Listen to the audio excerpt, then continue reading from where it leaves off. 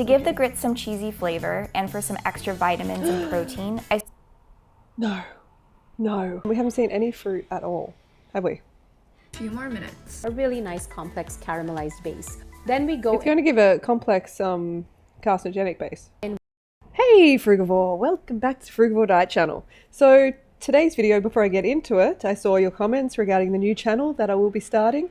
If you want to subscribe to that channel, then follow the link in the description or the pinned comment. And we're going to eventually get some recipes and some what I eat in a day and that sort of thing on that channel. So stay tuned, the Raw to Four Diet Channel. Alright, so today's video is going to be responding or reacting or reviewing what a Korean, Indian and an American vegan eats in a day. So let's check it out, let's get straight into it.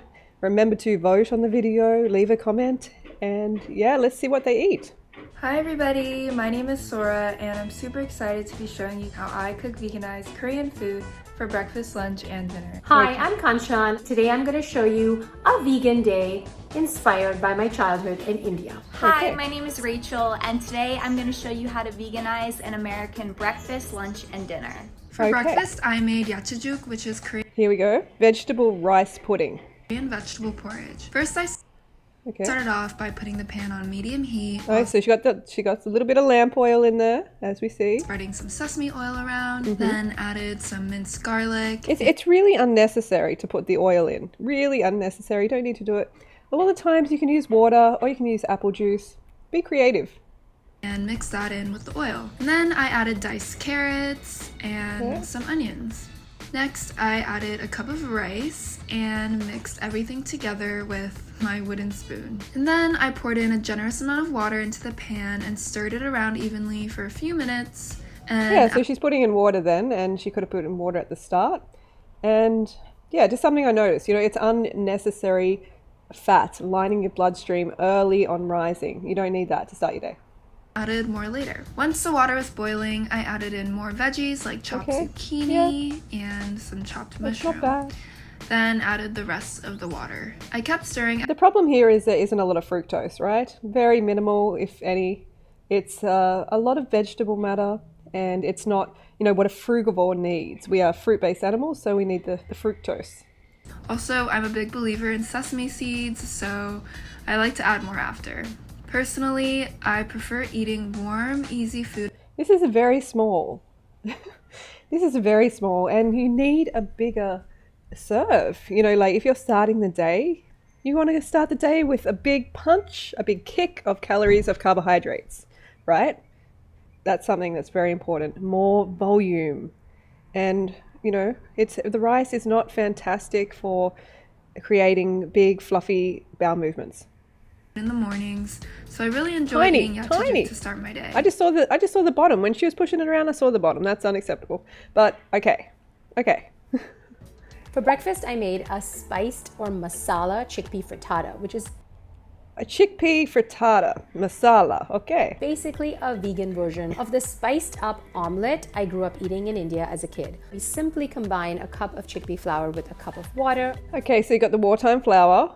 Salt and turmeric, a little bit of oil. Wow, that's quite a bit of oil. See how they both got oil in here for breakfast? It's a no-no. I don't care what your culture is, what your traditional meals are. As human frugivores, we're not meant to be eating the lamp oil at all. And sure, if you have some here and there, you eat out, okay? It's not going to kill you. But especially for breakfast, it's just not going to give you the vitality. It's going to slow you down. And whisk that up until smooth.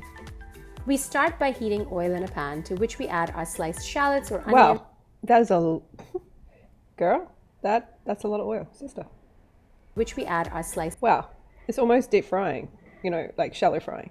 Shallots or onions. This is going to give a really nice complex caramelized base. Then we go. It's going to give a complex carcinogenic base. In with our spices: turmeric, cumin, coriander. Great for gut health. Great anti-inflammatory spices. Then. Yeah, but it's better to have it fresh, and your body knows how much to have. Like when you're having it like this for breakfast, I would not be saying this is good for gut health. It's just not. We add our chopped tomatoes, cook them down, and to that we add our chickpea batter.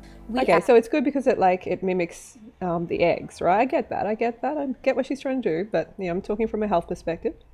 Add our greens. I'm using a mixture of baby spinach Good, and got some power greens. You greens. can use any greens you like. Finish it with a spiced yogurt and add more spices on I mean, I would think this is much better for dinner. And I mean, definitely. And have fruit during the day.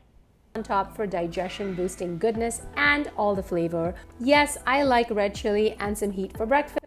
Okay. Entirely vegan, all the deliciousness. Well, it's great, isn't it? That, you know, that like you can be so creative if you really want to be with cuisines and they don't have to hurt animals. Don't we love that? Like, it's great.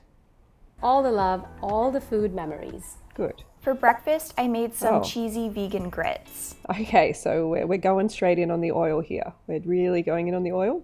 The cheese, you know, this kind of solidified oil cheese. Look at this awesome testimonial from B. He went from 245 pounds to 189 pounds on Raw till 4. If you have a testimonial, definitely send it in. And I'd like to give you a little bit of a present in return. Let me just say that. But I would love to see your before and afters. Send them to me. So B, actually, he used to have lots of dairy in his diet. He was on a meat-heavy diet for 10 years. Heavy meds of type 2 diabetes. Heavy meds for high blood pressure, cholesterol, aspirin, heavily depressed and had a low self-esteem all through my teens and 20s. Since I started Raw till 4, I am now around 189 pounds. More than halved my diabetes and blood pressure meds, been taken off aspirin, feel more confident, not had any kneecap dislocations since. He had several kneecap dislocations, which is very serious. More variety in my food. It's never boring and always colourful. Raw till 4 is the foundation of my fat loss. I probably wouldn't be alive today if I did not start my vegan journey with Raw till 4. It's healed me and I feel stronger in my 40s than I ever did in my 20s. Thank you again, Freelee. First, I added some water, non-dairy milk, and a pinch Okay, the water was a good start. Non-dairy milk, okay, good. of salt to a small saucepan and brought that to a boil. I like to use some milk when I'm making my grits because it will make them extra creamy. Then I added in some regular corn grits. I don't even know what corn grits is. Please tell me in the comments. Corn grits. It doesn't sound that good. And kept stirring them continuously so no lumps would form. To give the grits some cheesy flavor and for some extra vitamins and protein, I No. Oh, sorry, but no. Nutritional yeast isn't extra vitamins. Oh, okay, yeah, sure. Some beta vitamins or something. But look, this is not a great way to get it. This is not a great way to get any sort of nutrition at all. And a lot of you know I don't support the nutritional yeast. It's just, well, very, very bloating for a reason. stirred in some nutritional yeast. Then I added on a big slice of vegan butter. And if you want to get a little extra crazy, you can... Yeah, so obviously they're trying to mimic, you know, the standard grits, corn grits, creamy thing, oily thing. And so she's putting in a lot of fat, but yeah, not good, not healthy. This isn't healthy for dinner, for breakfast. Sprinkle on some vegan cheese as well. I'm not from the South, so I didn't grow up eating I mean, but a lot of these like cheeses too, they have palm oil in the destruction. I mean, I'm not going to go and say, hey, you're not vegan if you have palm oil, but you know, when you actually look into it, it's hugely destructive, and the orangutans are suffering as a result. We do not need to eat palm oil on a regular basis. My mom used to make me cream of wheat a lot, but I like how grits are gluten-free. Bibimbap, which is a popular Korean lunch. spicy cold noodle dish. So I started off by preparing the sauce for the noodles by adding in So we probably won't go into all the you know, preparation and all that because it will take too long, but a little bit. gochujang, which is a Korean red chili paste. That stuff looks salty looks real salty and probably oily. Some vinegar, Korean red chili Vinegar should not go in the human mouth. flakes, sesame seeds, sugar, and Got the white sugar there, sesame oil. some sesame oil, and then I mixed it all Yeah, it's greasy and very high in sodium. together. Next, you're gonna want to add in noodles to boiling. Wheat noodles, look, they're just not the best for health. I would recommend corn, definitely, or maybe something like a mung bean pasta or something, or rice over wheat. Hot water and let them cook for a few minutes until the noodles are tender. Got the And bunker then you're noodles. gonna want to give the hot noodles. I added in chopped cucumbers, cabbage, This stuff is like strong as, very, very strong. and the sauce that I made earlier, and then mix it all together. Bibimbap literally translates a few more toppings, so I This is very dead and cooked. Very dead and cooked. It's not inspiring for me. It doesn't look good. She might put some fresh on top. I topped it with some chopped kimchi, Maybe not. which is a staple in Korean cuisine, Yeah. and some So, crispy. I mean, a lot of these staples came about from wartime, right? And from desperate times, like kimchi and stuff like that, having to preserve food over a long period of time. So it's not that it's like nutritionally optimal. It just, not, you know, I have kimchi sometimes. I'm not saying it's terrible, but, you know, when you say it's like a staple, it's not because of nutritional benefit from it. It's more to do with like the longevity and preserving the food in hard seaweed, times. as well as more. Lunch I made dal palak with quinoa and a simple side salad. Yeah, To okay. make the dal, Some veggie we fruit. heat some oil in a pot and add cumin seeds, She got to give up the oil. She got to give up the lamp. red chilies, and hing, which is an incredible digestion boosting spice. Then we add turmeric, our soaked red lentils, water, and we allow it to cook until softened, adding more. I mean, lentils can last for years and years and years, and that's great. That's great if you got the bunker and you need it. You know, war breaks out and you have to go into your bunker. Fantastic, but in general, there's much better options than lentils. More water if the mixture starts to dry out. While the lentils cook, we make our palak or spinach by heating oil and concentrated and flavorful, Okay, some more oil. bringing out those umami. We're talking about Indian food can be very oily, but I know those of you who are Indian who are watching me, I know you know how to create it without the oil. You know how to make a beautiful low-fat dish, I'm sure. salad. I'm just going to combine sliced cucumbers and cherry tomatoes Good, with some lime fresh. juice, salt, chopped masala, which you can find at any Indian grocery store, and freshly chopped cilantro. To plate the dish, I'm going to add some cooked quinoa, top it with the dal palak, Okay. finish that with cumin, coriander, red chili powder, you know the drill, fresh cilantro, and that. Yeah, there's a lot of cooked. There's a lot of cooked for lunch, and you know what I recommend? I recommend fruit. Have a lot of fruit. Okay, I'm not against cooked food. Okay, that all day. Yes, I am against it. It's not the way to eat. It's going to leave you feeling cooked, looking cooked, and yeah, you're gonna lose the freshness that you should have as a human frugivore. Vibrant, simple. It's packed with nutrients, it's packed with flavor, it's packed with fiber, on and on. It is really There's much more fiber if you have a fruit meal, and fiber that is more specific to your gut. in my opinion, the perfect lunch. For lunch, I disagree on that, but yeah, obviously it's better than eating animals. made some New England style vegan clam chowder. For an alternative to clams, Wow, that's a lot of oil. I gotta say, that's a lot of oil. You gotta remember, this is refined 100% pure fat. Okay, it doesn't have any carbs, I use some oyster it doesn't have any carbohydrates, macronutrients, except for fat. mushrooms, which I sauteed up in some oil until they were lightly browned. The oyster mushrooms worked so well. Please go for apple juice. Try apple juice. Okay, so she's putting in some lentils, I think, as well. Salt and pepper, and sauteed that up until everything was softened and fragrant. Then I deglazed for minutes. To replicate the Just some plain flour, okay? creaminess of the chowder, I added in some canned coconut milk. And once you add in all of the other ingredients, you can't Fresh coconut milk, please. Come on, you can do it. even taste the coconut. Let it cook for about 7 to 8 minutes. Apple cider vinegar, maple syrup, and smoked paprika to a bowl and stirred it up. Then I added some sliced shiitake mushrooms to a pan with oil and cooked them until they were Wow, she put more oil in. So this lunch is starting to be, this vegan clam chowder is very fatty, even though it doesn't appear to be. You know, it can be quite deceiving. crispy, flipping them halfway through. Then I haven't had it in years. But this recipe was so similar to the real thing, and if you're missing clam chowder, you have to try it. And that's why I will support her on this for sure, because you know it's replicating the original and it's like cruelty free, and I think that's fantastic. But I'm just saying, having cooked and having quite a bit of fat, quite a bit of oil for breakfast and lunch is not going to make you feel great. You know, it's not going to be great for your health either. Okay, so next up, mushroom hot pot. Pasat jonggol, also known as Korean mushroom hot pot. What I love about this dish is that it's meant to be shared at the table so everyone can enjoy it together. So I began by adding together gochugaru, which is Korean red chili flakes. That's a lot of chili. Gosh, that is like, wow, she is going to be feeling spicy. Soy sauce, Soy sauce. Cooking So a lot of salt, wine, cooking wine. minced garlic, we love garlic, pepper, and some salt, and then I mixed everything Quite a bit of salt too. Quite a bit of salt, you know. It might not look like a lot, but that is like quite a lot because it's ground fine powder.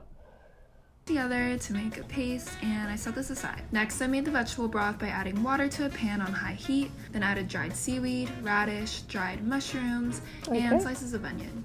Interesting. I stirred the veggies around while the stock was simmering and eventually created this earthy veggie broth for about 10 minutes. Why not? I know a lot of people tend to think of Korean barbecue when it comes to Korean food. Yes. The traditional Korean food is actually very plant-based. Yeah, exactly. It is very plant-based because back in the day, you know, they can't be eating Korean barbecue like they're doing, you know, almost 3 times a day sometimes. You know, people are eating just so much flesh. Back in the day, they couldn't do that. They were accessing plants. It was healthier. Easy to veganize. While my broth is simmering, I usually prepare the rest of scallion, cabbage to a boil and let it simmer for So it's a shame we haven't seen any fruit. We haven't seen any fruit at all, have we? a few more minutes. And now it's time to eat. Before Koreans eat their meal, we say 잘 먹겠습니다, which is There isn't much carbohydrate going on here. some lovely kimchi as well as some rice Oh, she got some rice, okay, a little bit. to enjoy with the hot pot. So I would prefer she has like 3 bowls of rice here and then 1 bowl of vegetable matter. That would be better. And yeah, just getting more carbs there. For dinner, I made a vegan version of the all-time Indian classic mutter paneer. No one really wants to show any fruit, I guess, because it's like not as exciting as like the fattier, you know, naan bread. No, not naan bread is fatty, but like, you know, the fatty options. Creamy, yeah, paneer. This is light, it's delicious, and packed with flavor. Doesn't I look like too to light. drain the excess moisture from my firm tofu by placing dish by combining chopped red onions. I better not wash the whole thing, or there could be a problem. Hang on. All right, yeah. So there's more oil probably involved there. So cashews, a lot of cashews. Okay. We simply finish cooking it in the oven for about 10 more minutes. I mean, you can see how easily you can make these dinners plant-based, and we should say plant-based because there's no mention of animals here at all. So it should be really what a Korean, Indian, and American plant-based eater in a day, you know, because no one's mentioning the animals. It's like we want the word vegan to get out there, but we want it to be associated with animals, obviously, because that's what veganism is about. We finish this with a whole wheat naan with garlic Oh, that wheat naan is just going to digest like, no thank you. pickle. This takes me straight back to my favorite Indian restaurants as a kid. It's lighter, it's brighter, it's fresher, it's better for you, it's packed with flavor. Why didn't she say cruelty-free? No mention of the animals. I think it's great what she's saying, but come on, let's mention the animals. For dinner, I made a meatloaf with impossible meat. First, I added some oil to a pan and sauteed Wow, even more oil. So you can imagine having all this oil breakfast, lunch, and dinner. You end up having quite a fatty diet and a lot of sodium. up some onions until they were almost translucent.